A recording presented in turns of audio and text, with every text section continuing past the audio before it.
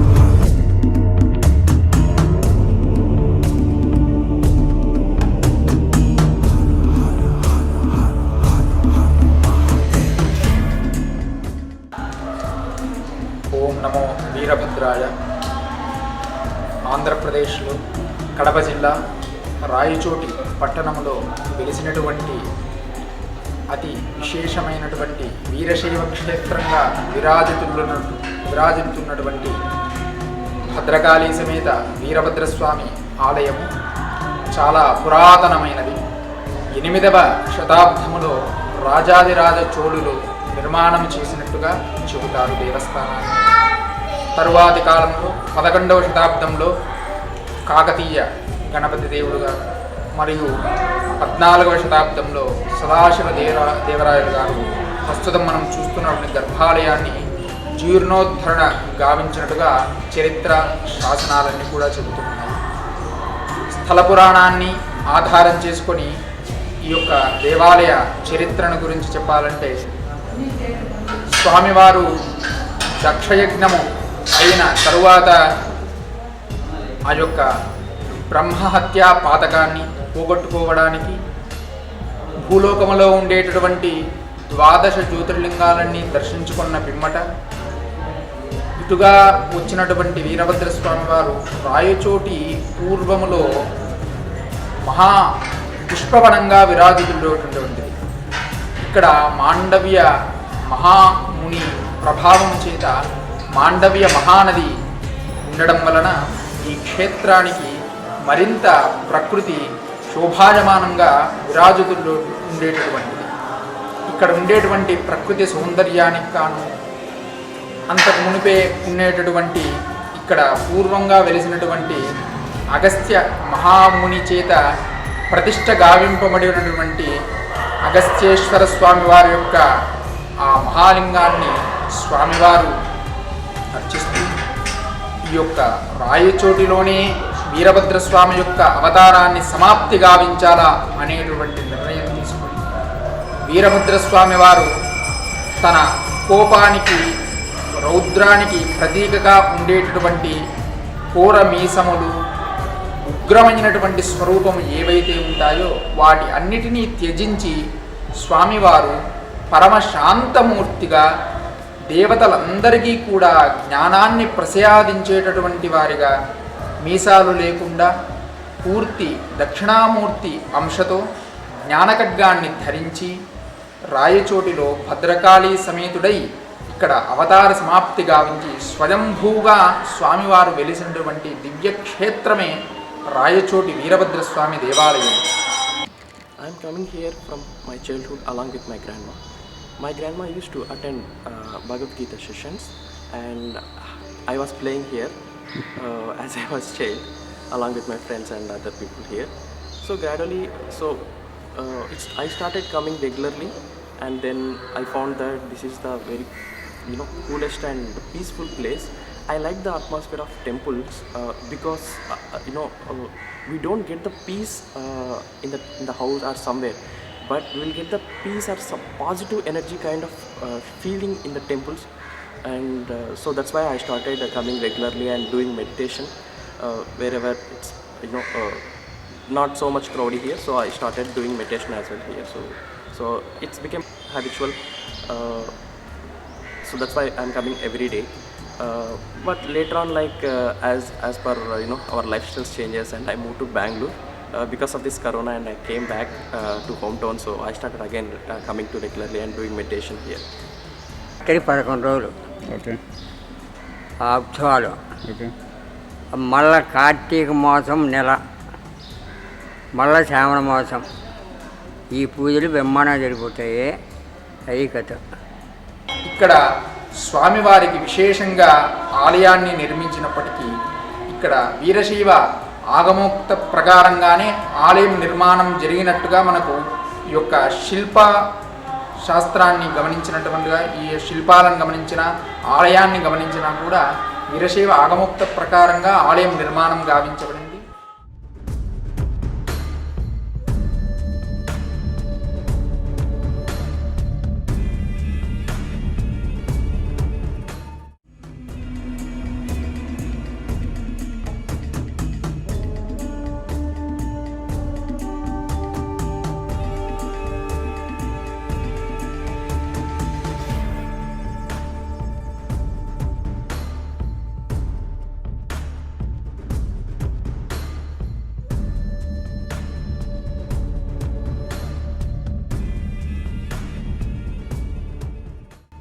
అనాది కాలం నుంచి కూడా వీరశైవానికి సంబంధించినటువంటి పీఠాధిపతుల యొక్క ఆధ్వర్యంలోనే ఇక్కడ పూజాధికాలు జరిగేటటువంటివి.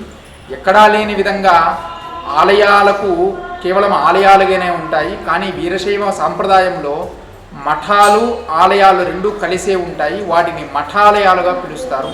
ఆ విధంగా రాయచోటి వీరభద్రస్వామి ఆలయంలో వాయువ్య ప్రదేశంలో ఉండేటటువంటి మంటపమే ఒక మఠంగా ఉండేటువంటిది. అక్కడ మనకు నిడుమామిడి మఠం నుంచి సప్పిడి సంగణబసప్ప స్వామి అనే ఒక గొప్ప శివాచార్యులు, వీరశైవ శివయోగులు ఇక్కడే ఆలయంలోనే ఉండి మఠాన్ని ఏర్పరచుకొని ఈ వీరభద్రస్వామి వారి యొక్క ఆలయంలో అన్ని కార్యక్రమాలు పూజాధికాలు అన్నీ జరిపేటటువంటి వారు. పూర్వకాలంలో ఇక్కడ వైష్ణవులకు వీరశైవులకు వాగ్వివాదం ఏర్పడినప్పుడు పూజాధికాలు ఎవరు నిర్వహించాలి అని అన్నప్పుడు వైష్ణవులందరూ కూడా శివభక్తులకు అంతటి శక్తి లేదు, మీరు అనర్హులు అనేటటువంటి మాటను మాట్లాడడం జరిగింది. అందుకు అప్పటి శివయోగులైనటువంటి సప్పిడి సంగణబసప్ప స్వామి వారు ఈ ఆలయానికి ఎదురుగా ఉండేటటువంటి మహానంది ఏదైతే ఉందో ఆ నందిని పిలిచి సొప్ప నీరు తాగమనిగా అక్కడ ఉండేటువంటి వైష్ణవులు చెప్పడంతో స్వామివారు ఒక్కసారి వీరభద్రుణ్ణి మనసులో తలుచుకొని ఆ నందిని లేచి నీరు తాగి సొప్ప తిని వెళ్ళు అంటే ఆ నంది అమాంతం లేసొచ్చి రాతి నంది వచ్చి నీరు తాగి సొప్ప తిని వెళ్ళింది. ఇది మహా మహిమాన్వితంగా చెప్తారు. వీరభద్రస్వామికి ఒక ఆగమాన్ని ధర్మాన్ని రక్షించడంలో ఆగమ ధర్మాన్ని రక్షించడంలో వీరభద్రుడు ఎంతటి గొప్పగా మహిమను చూపించారనే దానికి ఒక ఉదాహరణ ఇది.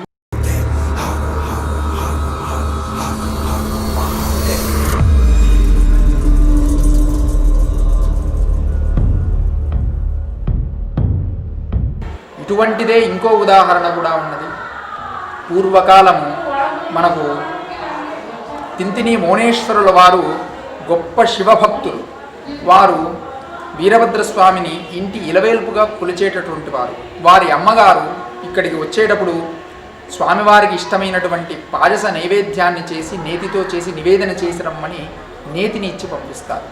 ఆ తింతిని మౌనేశ్వరుల వారు ఇక్కడే దేవాలయంలోనే వచ్చి ప్రసాదాన్ని వండి స్వామివారికి నివేదన తీసుకొచ్చే సమయంలో అప్పటికే కాలాతీతం అయినందువలన అర్చకులు దేవాలయాన్ని తలుపులు మూసివేయడంతో నేను ఈ విధంగా నైవేద్యాన్ని తీసుకొని వచ్చాను, స్వామివారికి తినిపించాలి, నివేదన చేయాలంటే కాలాతీతమైనది, దేవాలయం తలుపులు మూసివేశాము, తరువాత రండి అని చెప్తారు. ఆ సందర్భంతో తింతిని మౌనేశ్వరుల వారు ఆ తలుపుల బయటే నించొని వీరభద్రస్వామిని మనసులో ధ్యానం చేసినంత మాత్రం చేతనే వీరభద్రస్వామి వారు గర్భాలయం వదిలి బయటి వరకు వచ్చి సాక్షాత్తు తింతిని మౌనేశ్వరు వారి చేతి నుంచే ప్రసాదాన్ని స్వీకరించి వెళతారన్నమాట. ఇది గొప్ప విశేషము. వీరభద్రస్వామి ప్రత్యక్షంగా ఉన్నారు అనడానికి ఇది కూడా ఒక గొప్ప ఉదాహరణ. ఇక్కడ ఉండే వీరభద్రస్వామి శిల్పము మనకు ప్రపంచంలో ఎక్కడా కనిపించదు. చాలా అరుదైనటువంటి శిల్పము. ఈ విధంగా శిల్పము రెండు చేతులతో సౌమ్యమూర్తిగా మీసాలు లేకుండా ఉండేటువంటి వీరభద్రుడు ప్రపంచంలో ఎక్కడా ఉండడు.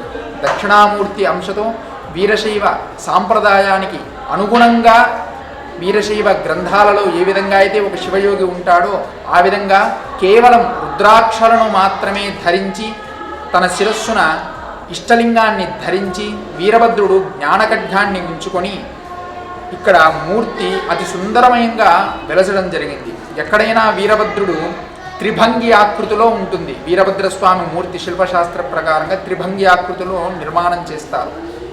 ఆ త్రిభంగి ఆకృతిలో వచ్చేటప్పుడు వీరభద్రస్వామి వారి యొక్క ఎడమకాలు కొద్దిగా పక్కకు జరిగి ఉంటుంది.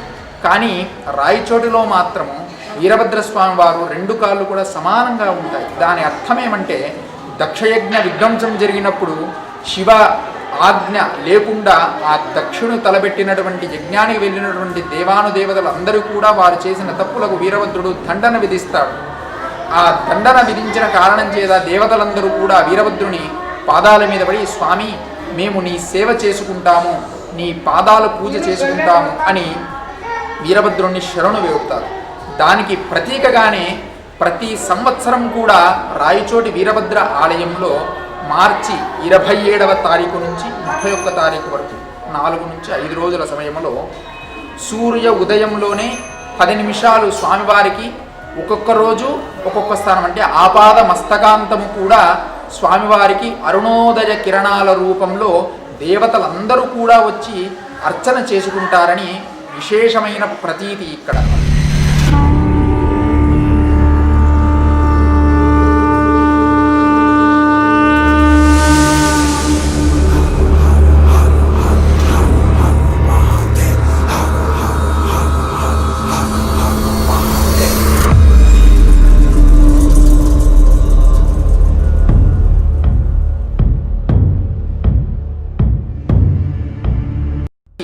అందుకనే వీరభద్రస్వామి వారు చక్కగా నిలబడి పాదార్చనకు అనుకూలంగా ఉంటారు.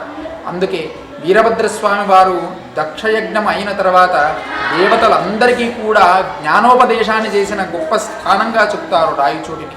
అందుకే ఇక్కడ శిల్పంలో కూడా శాసనాల్లో అన్నిట్లో కూడా వీరభద్రుణ్ణి అమరగురు వీరేశ్వరుడుగా కీర్తించడం జరిగింది. అదేవిధంగా వీరభద్రస్వామి వారి యొక్క బ్రహ్మోత్సవాలు అత్యంత వైభవంగా వీరశైవ ఆగమోక్త ప్రకారంగా నవాహ్నిక దీక్షతో జరుగుతాయి.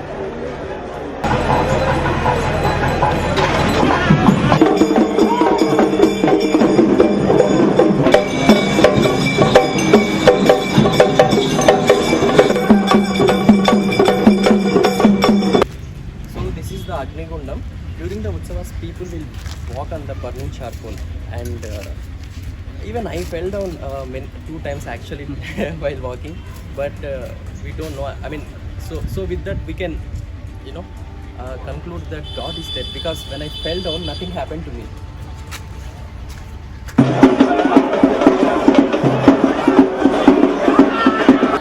అందులో విశేషంగా నందివాహనోత్సవము మరియు అగ్నిగుండము, అన్నిటికంటే విశేషించి ఎక్కడా లేనటువంటి విధంగా కుంభోత్సవం జరుగుతుంది.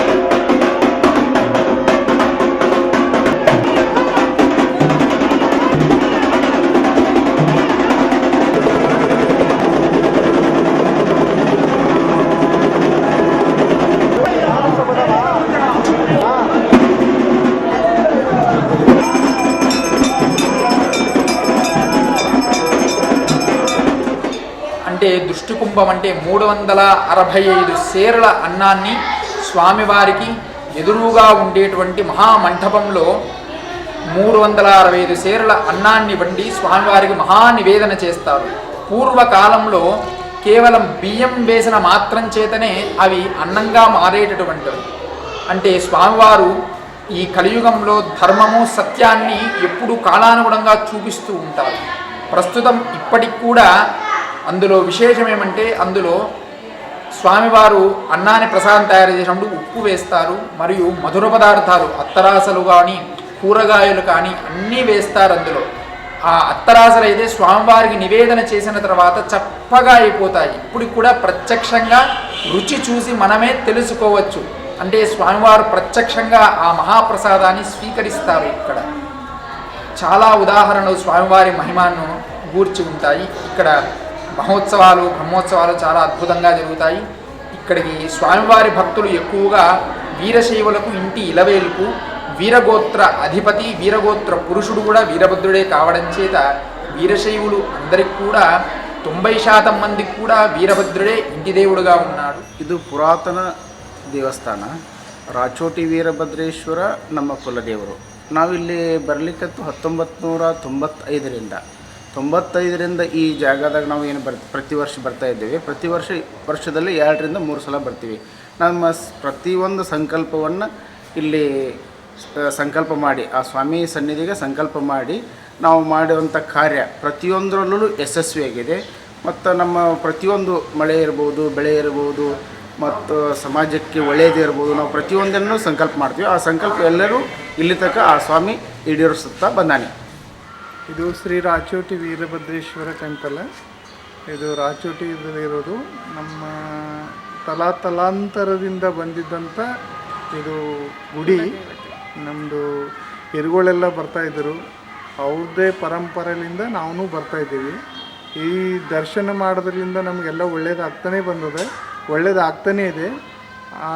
ಇದರ ಸಲುವಾಗಿ ನಾವು ಪ್ರತಿ ವರ್ಷ ಬರ್ತಾನೆ ಇರ್ತೀವಿ. ನಮ್ಮ ದರ್ಶನ ಆಗ್ತಾನೆ ಇರ್ತದೆ, ಒಳ್ಳೇದಾಗ್ತಾನೆ ಇರ್ತದೆ.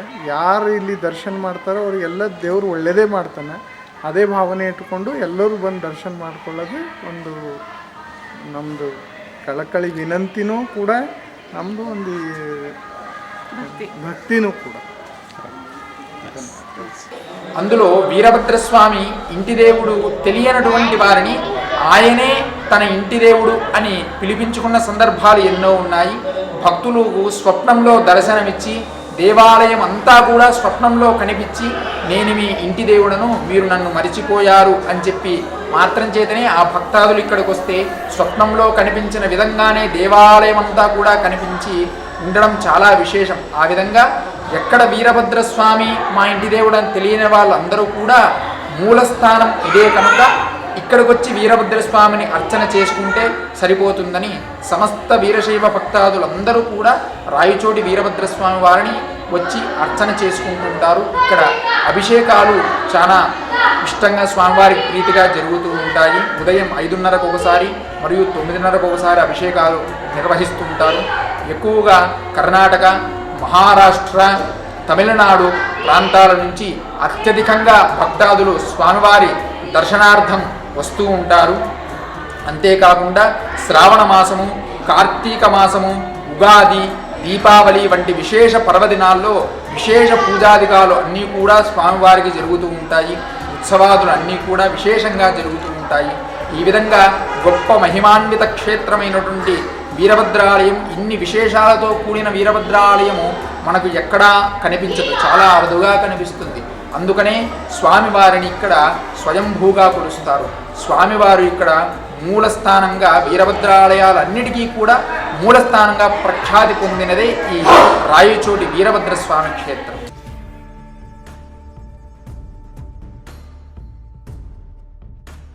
This is the Ganapati temple. As per the Hinduism, first we should visit the Ganapati temple and then we will visit the remaining temples. So earlier actually this Ganapati temple was located outside and then later on it's moved to inside of the temple. And this is the Lord Shiva temple. So this is located here from very long. So it's not been moved. Yeah. And this is the Subramanya Swami temple. So earlier this was located just right side to the Ganapati temple, and then later on they have moved here as per the Vastu. And the Navagrahas also located inside earlier, and now they have moved. And these are the Lord Venkateshwara footprints. There is a small statue of Chandishwarudu. There is some saying actually he is deaf, and like we used to come here and clap and then we wish actually.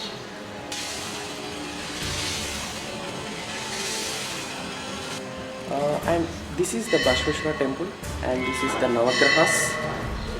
So I was saying that earlier this Navagrahas was located just beside the Shiva temple, and then later on this has been moved here. Yeah, we'll go to the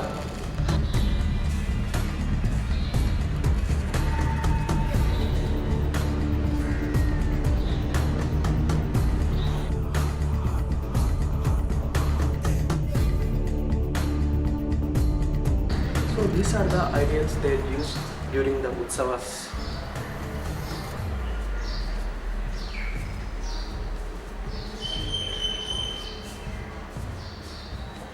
so ఆన్లైన్లో సేవ book చేసుకోవటం అలాంటివి ఏం ఇంకా పెట్టలేదా? ఇంకా పెట్టలేదు.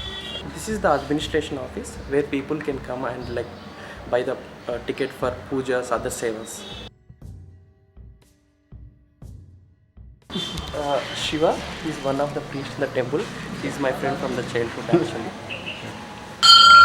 So this is the neem tree and the copper tree, and we can see here the different Naga statues.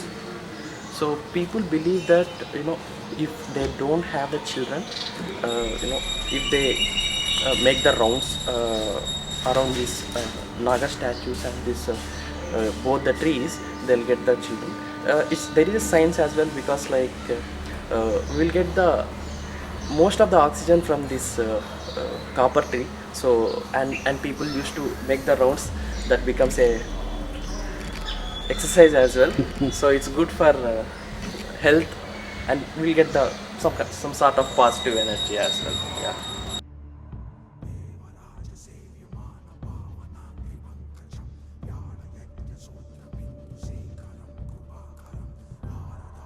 And this is the Sri Kalabhairava Swami temple. So as per the Shashnas, in the night times, Kalabhairava Swami will be the protecting this temple.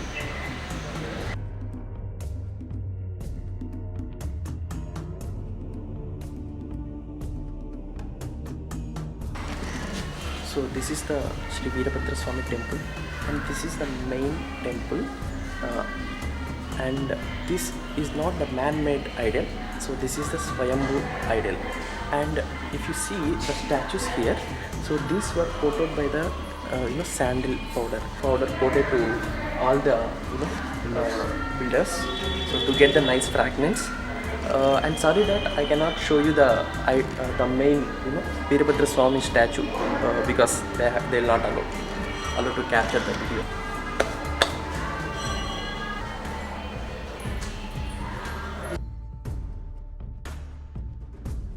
This is the Bhadrakali Devi temple, and she is the wife of Sri Veerabhadra Swami. People will first visit the Veerabhadra Swami temple and then Bhadrakali temple. Even I cannot show you the goddess idol. This is the Vantashala, where prasadas will be prepared.